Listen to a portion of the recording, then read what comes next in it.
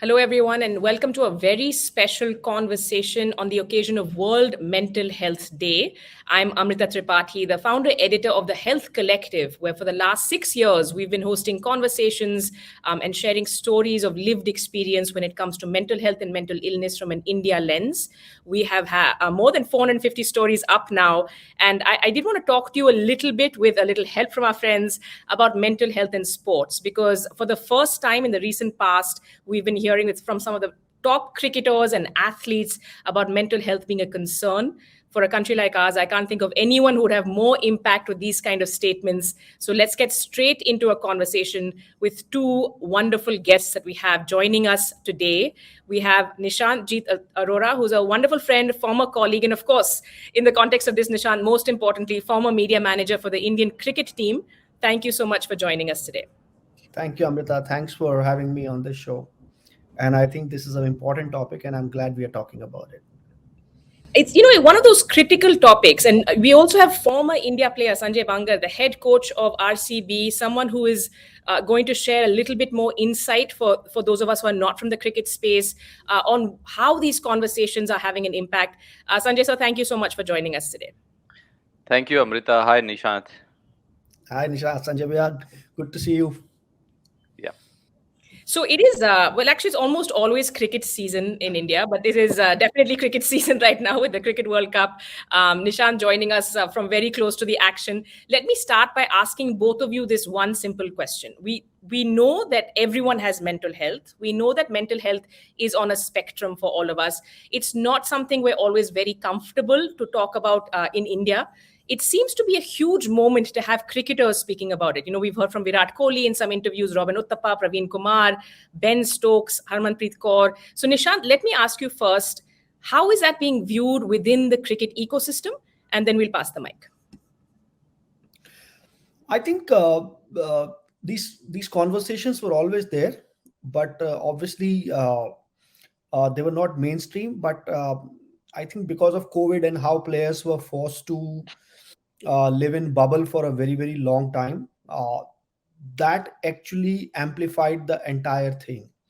uh, Especially in a society like India where we are not comfortable talking about mental illness because it's always treated as a weakness, and there is no manifestation of it.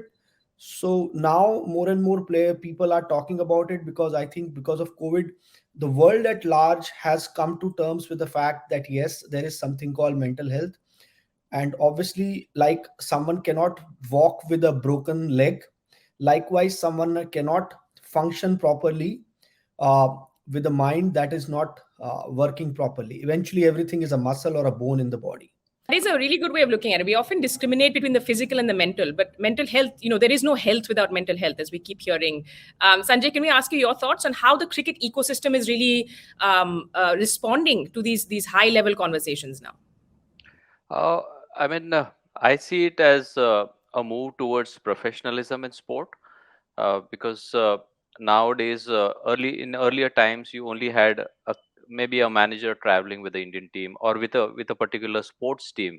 Why only India? But now with professionalism kicking in and awareness about all the aspects which concern a performance of a player. From that perspective, I believe that sport is gradually progressing in that direction, and it's a step in the right direction. Mainly for the reason is that, as Nishant said, the stigma surrounding somebody saying that okay, I'm not feeling great. In earlier times, if you say that you're not feeling great, it would have been assumed that you do not belong here or you cannot cope up with the pressure. So instead of uh, sort of bracketing somebody who as somebody who is not ready now, it is being viewed as okay, how can we help him ride over this? So just as you have coaches for looking after the skill aspects, uh, it's also a direction in which teams and associations are saying that okay, let us also look after the mental aspect and try and help out our players. Sanjay bhai, I have a question to ask you. Someone who has been playing associated with cricket for such a long time, first as a player as a domestic giant of a cricketer, then an international cricketer, then working with Kings 11 Punjab, working with some of the top athletes as a assistant coach of the Indian cricket team, and now with RCB. Uh, can you when did you realize, as a as a person, like as an individual, that yes, mental health is also an issue, and it has an important role, and it has to be dealt with? Like, now you head a coach, as a coach you head a team. So how important that conversation has become, in terms of, like, you have a physio to look after if someone is injured, you have doctors if someone has medical injuries, like every aspect of the game is covered. But when did you, as a person, realize that this is also very, very critical? Did you realize it when you were a player, or you came out of cricket and then you realized? At what stage you realized? Uh, I always believed, like when I was playing as well, is that you have to have a good support system around you for you to flourish. And most top athletes who have managed to crack and achieve excellence do have a very supportive team around them. And it becomes critical because no matter how big a player or how big a stage it is, you have to understand is that there is always a whale, in terms of there is a star, and there is a whale, and behind that there is a person. So for any player or for any team environment, you have to have that ability to lift the whale and look at the person behind that whale to understand him better. So I mean, it has been happening all around. It's just not that as the society has moved from, has progressed, and from rural India getting into urbanization and getting into nuclear families, suddenly you feel that the support system around a particular person is sort of reducing, and uh, then there is so much pressure. So have your uncles, aunts, cousins to share your insecurities, your doubts, and that's how the development happened. But in the absence of that, what happens is that you suddenly are forced in a competitive environment, and you are looking at somebody whom you can trust. So it could be a colleague. I mean, when I was playing, obviously I had some very good friends, whom I could confide. But uh, if you are a coach and the player doesn't trust you, then the player is never going to open up to you. So what you require generally is somebody around you whom you can trust, whom you can share your innermost doubts, your insecurities. It could be anything. It could be ranging from things happening in your personal life to, could be financial stress, or could be broken relationships. All those things, if a player is willing to open up, he will only open up if you actually have the trust of that particular individual. So all in all, I feel that it's a very slow shift, but it has always been there, it has always been prevalent. It's just that now we are awakening to the fact that this has to be addressed, and I mean, things are moving really well. Sanjay bhai, actually, I have a follow up on this. I remember once we were having dinner together, and we both were with the Indian team, and we were generally discussing, how tough the life is at this level. And you said a very interesting thing to me at that day, and that always stayed with me. And I share this with everyone. And I would like you to deep dive into that conversation a bit. You told me that, Nishant, dressing room is a very, very volatile place, in the sense that on a surface, if a team has won, everyone is sharing that emotion. As a group, we have won. But on an individual level, everyone is fighting their own battle. The guy sitting next to you would be the one who would be facing X in the next match. He may be dropped because he didn't perform. So he has to look happy because the team has won, but at the same time, he has a conflicting kind of mindset where he knows that he may be dropped. So how challenging is that, and how tough it is for players to actually get in terms with these kind of equations, where they have to, like, sort of uh, bridge many different emotional aspects of the game. In a team sport, it's always going to be like that, wherein not all 11 players, like in cricket, or it could be kabaddi, it could be volleyball, basketball, or hockey, football, wherein not all 11 players are going to have a great day. That never happens in sport.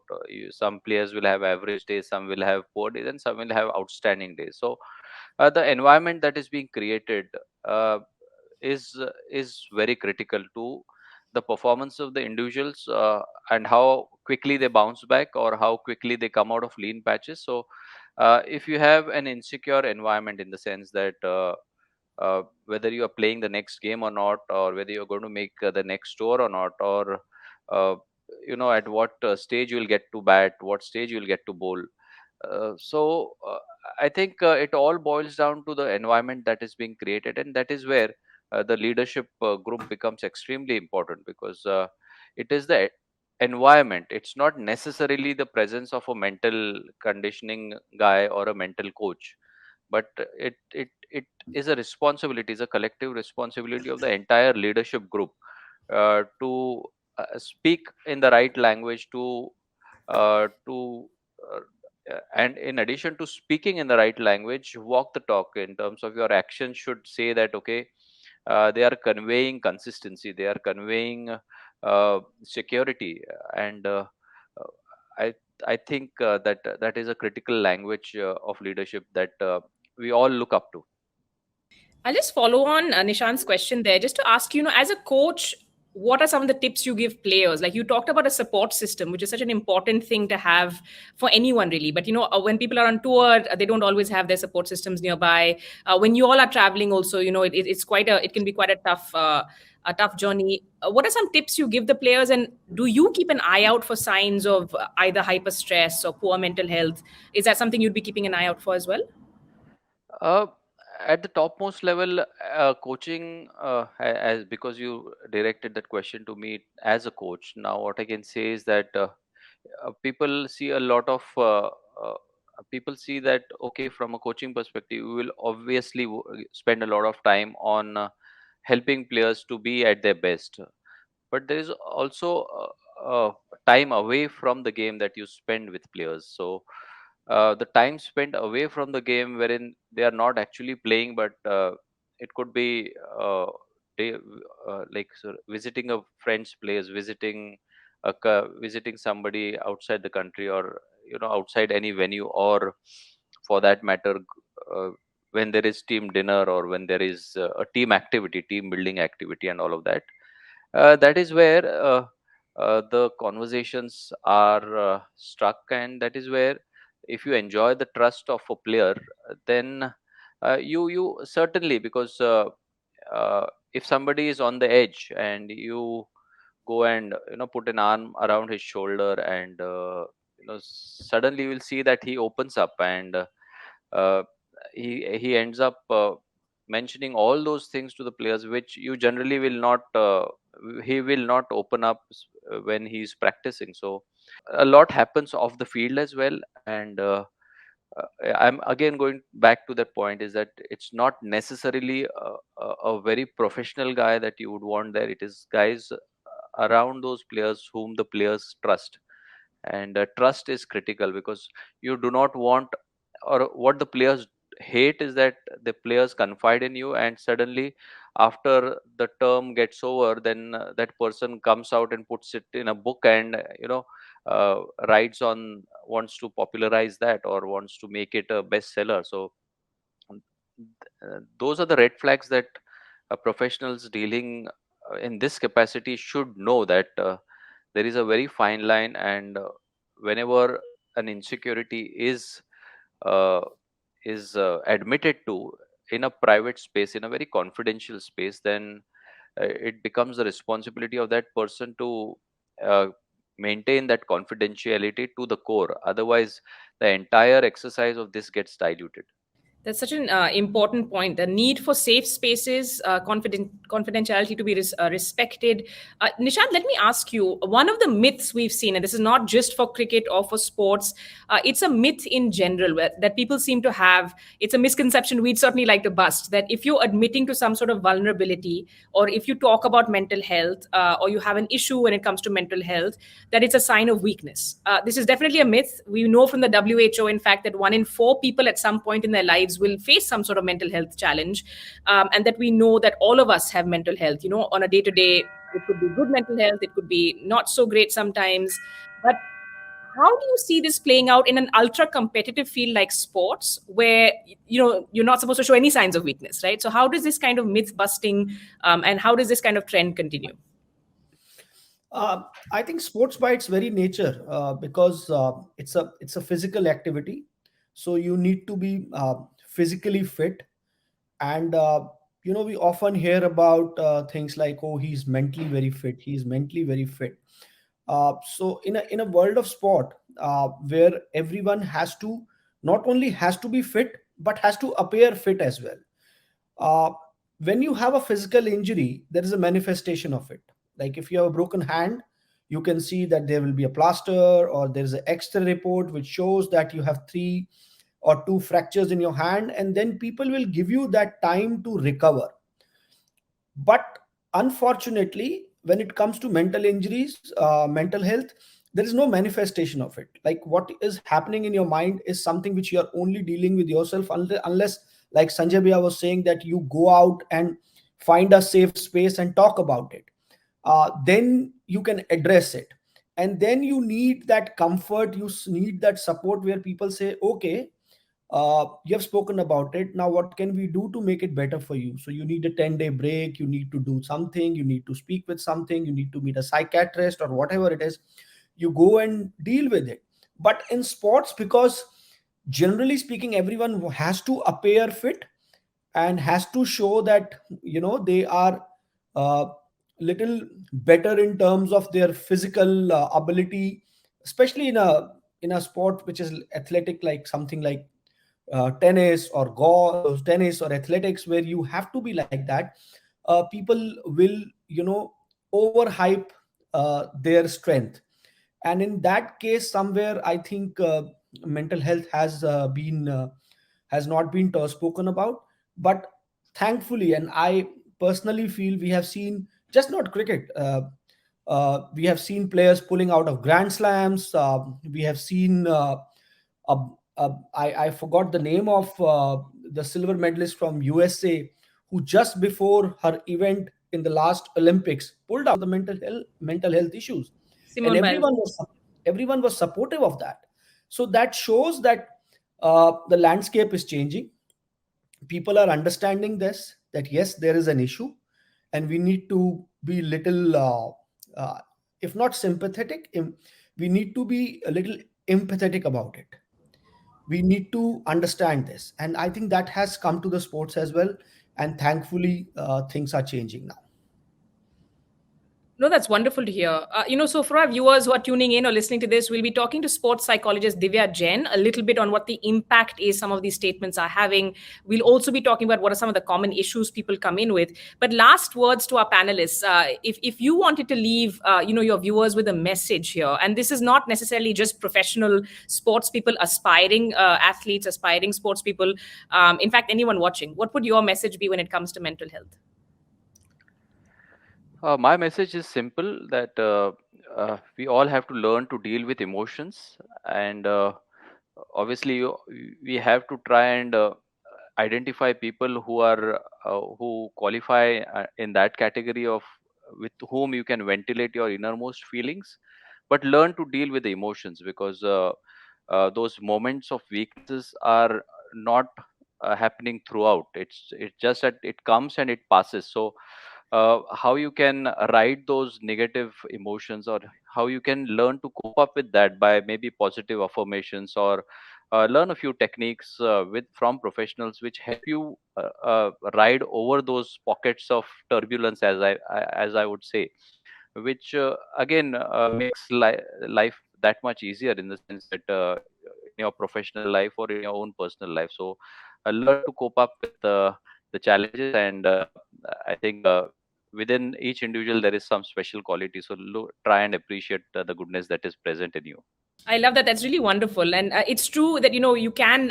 Those of you who are watching, there is help available. You can always learn positive coping techniques. Reach out to someone if you feel that you'd like to find out. We have a contact page on the Health Collective as well, which we'll ping into the chat. Nishant, your last thoughts. What do you want to leave viewers with?